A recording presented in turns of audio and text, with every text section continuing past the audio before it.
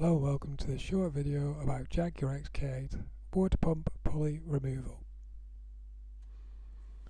In order to remove your water pump, you're going to need a ratchet, an 8mm socket, an oil filter removal tool or a strap, and your T-bar. In order to remove the pulley, you need to remove these three bolts off the front using an 8mm socket.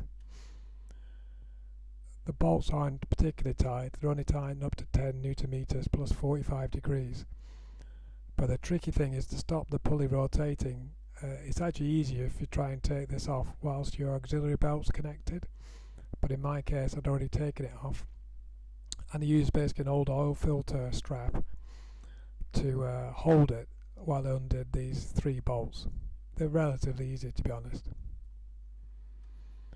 Once you got them off, the pulley just comes away. Very simple, straightforward job, and then it reveals your water pump. Okay, so that's the end of that very short video. The next videos I'm going to remove the rest of the ancillary components to get at my the cam chain cover to change the cam chains and tensioners. Thank you very much for watching. Please subscribe if you'd like to see more XK8 videos.